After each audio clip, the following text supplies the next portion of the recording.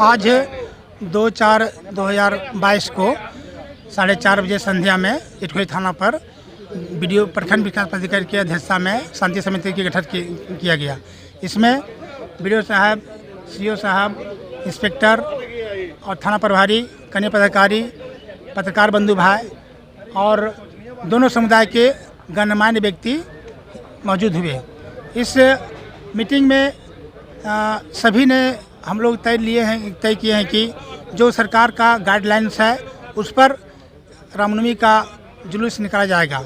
जैसे 100 जुलूस में 100 की संख्या में 10-5 की जुलूस में आपका 1000 की संख्या में डीजे पर इस पर बैंड लगाया गया है। लेकिन शांति समिति के दौरान हम लोग सभी तरह के ग्रामीणों से बात किए हैं कि माहौल को देखते हुए किसी भी तरह का कार्य करना जरूरी है। आज इस शांति समिति में खासकर जुआ वर्ग के लोगों को सांत्वना दिया गया है कि किसी भी तरह का कोई अफवाह न फैलाए। मोबाइल से भी किसी तरह का क्या बोलते हैं इसको, अफवाह वायरल नहीं करें, ताकि वायरल करने पर और जगह का हवा हो जाता है, जिसके चलते फैल जाता है और अचानक आपस में ही हिंदू मुस्लिम का रुख ले लेता है। तो ये सब देखते हुए हम लोग आज का मीटिंग में रखे हैं और ख़ासकर राज्य सरकार का जो गाइडलाइंस है उसी गाइडलाइंस के चलने के लिए हर अखाड़ा के जुलूस को और उनके समकक्ष पदाधिकारीगण को और युवक समुदाय सबको कहा गया है। आज इटखोरी थाना परिसर में रामनवमी महापर्व को लेकर के शांति समिति की बैठक आहूत की गई थी, जिसमें हम लोग रामनवमी के साथ साथ जो इस दरमियान और अन्य त्यौहार भी आते हैं, जैसे कि आपको चैती दुर्गा पूजा है, छठ है और साथ ही साथ हमारे इस्लाम धर्मावलंबियों का पवित्र रमज़ान का त्यौहार शुरू हो रहा है। तो इन सभी बिंदुओं पर हम लोग चर्चा किए और सरकार का जो गाइडलाइन है आपदा प्रबंधन जो नियमावली है उसके तहत जो गाइडलाइन सरकार के द्वारा दिया गया है कि हम लोग को एक जुलूस में 100 से ज़्यादा व्यक्ति नहीं इकट्ठे होंगे और अगर सभा होती है माने 2-4 अगर ये लोग इकट्ठे होते हैं तो वहाँ पर 1000 से अधिक संख्या नहीं होनी चाहिए। इसकी समय सीमा भी सरकार के द्वारा निर्धारित की गई है शाम 6 बजे तक और इसमें किसी भी तरह का प्री रिकॉर्डिंग वाला साउंड सिस्टम यहाँ पर नहीं लगाना है, डीजे वगैरह का इस्तेमाल नहीं करना है। तो ये सारे गाइडलाइंस है, इसका अनुपालन करने की जिम्मेवारी जो है आमजन के साथ साथ हम जो पुलिस प्रशासन के लोग हैं हम लोगों पर है, इसका अनुपालन करवाना।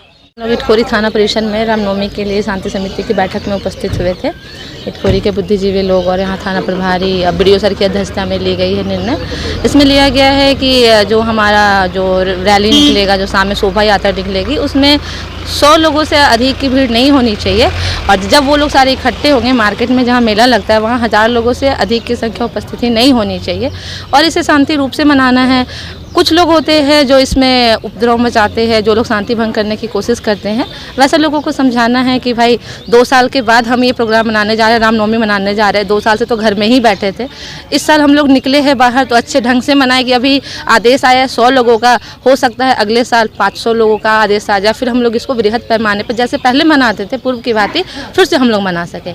और माँ भद्रकाली से राम जी से यही प्रार्थना करते हैं कि ये कोरोना का जो दंश झेल रहे हैं हम लोग वो जल्द से जल्द ख़त्म हो जाए और हम लोग फिर पूर्ण रूप पहले के जैसा फिर हम लोग रामनवमी को मना सकें।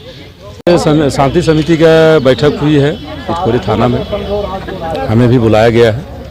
इसमें सरकार का जो गाइडलाइन है कि एक शोभा यात्रा में हर अखाड़ा से 100 आदमी को लेकर चलना है। इस तरह से अगर 2-4 अखाड़ा हो जाता है तो सर से हम लोग निवेदन किए थे कि सर एक तो जो सेंटर पॉइंट है उसमें गैदरिंग ना हो, उसके वजह से आप थोड़ा सा इसको प्रोटोकॉल के तहत हम लोग इसका प्रोसेसन को निकालेंगे और जहाँ पे 2-4 अखाड़ा होते हैं तो सरकार का जिस तरह का गाइडलाइन है कि 1000 लोगों को भीड़ जुटाना है, तो हम चाहेंगे सरकार से भी और इटखोरी के प्रखंड प्रशासन से भी कि आप लोग हम लोग को मदद करें, हम भी बराबर आपके साथ मदद में हैं।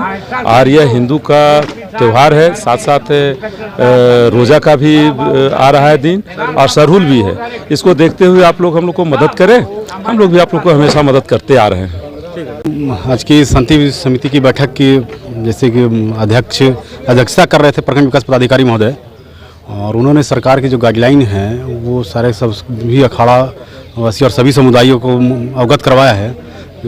जो भी सरकारी गाइडलाइन है उसी के अंतर्गत आके ये त्यौहार जो है मनाना है रामनवमी को, और उसी में करके महासमिति की तरफ से प्रशासन को से उम्मीद करते हैं कि वो सहयोग करे ताकि सही शांति ढंग से इस बार महासमिति के आप अध्यक्ष बने हैं, तो इस बार किस तरह की विधि व्यवस्था रहेगी उसके बारे में? विधि व्यवस्था पूर्व की तरह जिस तरह से होती है, सारा खोरी बाजार जो है जहाँ से मेला लगती है सारे दुधिया रोशनी से जगमगाएगी और साज सज्जा सारे भगवा झंडों से सजाया जाएगा।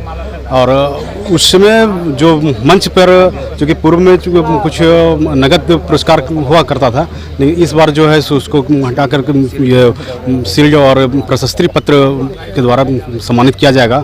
जितने भी अच्छे झांकी जो आएगी, जो शोभा यात्रा निकालेगा जो अच्छा, उसके लिए दूसरा है जो अनुशासन तरीके से जुलूस में आ जाएगा उसके लिए एक अलग है। एक तीसरा है कि जिसका जो साज सज्जा और ये साउंड उसके लिए भी एक उनको भी पुरस्कृत किया जाएगा। और एक अहम बात है चूँकि जो लोग अपना कला का प्रदर्शन वहाँ मंच के पास जो जज की है प्रशासन के पास समिति के सामने जो अच्छा प्रदर्शन करेंगे, लाठीबाजी करेंगे, तलवारबाजी करेंगे या कुछ और भी अपना प्रदर्शन करेंगे, उन लोगों को भी एक मेडल देकर सम्मानित किया जाएगा और प्रशस्ति पत्र दिया जाएगा। गाइडलाइन का पालन हमें करना तो चाहिए। कोविड-19 का भी जो गाइडलाइन है उसे भी हमें पालन करने की आवश्यकता है, लेकिन कम से कम हमें इस बात पर निश्चित तौर पर सामाजिक तौर तरीके, सामाजिक का रूपरेखा, समाज का रहन सहन, निश्चित तौर पर हमारी पूजा पद्धति पर ध्यान देने की आवश्यकता है। साथ ही साथ निश्चित तौर पर हमें उस तरह के लोगों पर ध्यान रखने की आवश्यकता है जो कहीं भी हमारे समाज में मद्यपान का सेवन कर समाज में कुछ न कुछ गलत भाषा का प्रयोग करते हैं, लोगों को उस्काने का काम करते हैं। वैसे लोगों को हम लोगों को निश्चित तौर पर पहले से ही कंट्रोल करने की आवश्यकता है। ये हमारा बहुत हिंदू समाज का महान पर्व है, इसे शांतिपूर्वक मनाने की आवश्यकता है। और हमें आशा ही नहीं पूर्ण विश्वास है कि हमारा इलाका आज तक इस विषय पर कभी किसी प्रकार का कहीं कोई बदनामी अभी तक नहीं आई है और न ही भविष्य में आने की कोई उम्मीद है। तो आप लोग क्या क्या गाइडलाइंस को बताया गया, इसको बताइए। गाइडलाइंस में जो भी नियम बताया गया सरकार का, वो प्रोटोकॉल को फॉलो करना है। वही हिसाब से मेरा भी जो कार्यक्रम है उस पर ध्यान दिया जाएगा और सभी जितने भी अखाड़ा के मेंबर सदस्य जो भी हैं उस पर खरा उतरेंगे और वही हिसाब से अपना कार्यक्रम को आगे बढ़ाएंगे। और जो भी शोभा यात्रा जो भी निकाले जाएंगे, मास्क वगैरह सैनिटाइज वगैरह के साथ में निकाला जाएगा। सरकार के गाइडलाइंस में डीजे नहीं बजाने का, सरकार के गाइडलाइन में अगर डीजे नहीं बजाना तो उस पर हम लोग विरोध नहीं कर सकते, उस पर एथी नहीं कर सकते हैं, क्योंकि कानून है, कानून का उल्लंघन नहीं कर सकते हैं। देखिए भाई, आज इटखोरी थाना में शांति समिति की बैठक हुई रामनवमी को लेकर के। ईद भी आए, उसका भी चांद दिखाएगा कल, उसका भी देखना है। दुर्गा पूजा नवरात्रा भी चल रहा है, ये सब पर ही बात हो रही थी। सरकार के जितने भी गाइडलाइन हैं सारे पदाधिकारियों ने उनको बताया, जबकि बहुत भीड़ हुई आज पीस कमेटी बैठक में, सबों ने सुना।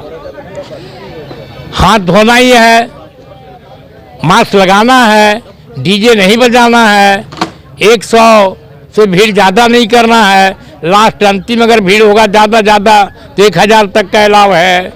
और नशा पान नहीं करना है, मिलजुल करके खेल तमाशा करना है, डीजे नहीं बजाना है, मेला नहीं लगाना है। हैं ये सब गाइडलाइन तो बहुत अच्छी है, ये तो परमानेंट चीज़ होना चाहिए। जिस भगवान राम का ये हिंदू धर्म के लोग पूजा कर रहे हैं, हनुमान जी का पूजा कर रहे हैं, उनको दुनिया में अगर नफरत था तो नशे से ही ज़्यादा नफरत था। और हम लोग जो पूजा कर रहे हैं कुल नशा वाले ही पूजा कर रहे हैं। कहीं उन्होंने नाच नहीं दिखाया, न हनुमान जी गाए न राम जी गाए। वो अपनी इच्छा शक्ति विल पावर का प्रयोग करते थे और दुष्टों का संहार करते थे और सत्य के मार्ग पर चलकर नौजवान के रूप में उन्होंने जो मार्गदर्शन दिया है अगर उसको हम लोग अपना लें तो शांति ही शांति रहेगी, किसी गाइडलाइन की जरूरत नहीं पड़ेगी, किसी का जरूरत नहीं पड़ेगा और पूजा बहुत ढंग से होगा और अति सुंदर होगा। भारत तो धर्म का भूमि है ही, यहाँ तो लोग हैं ही।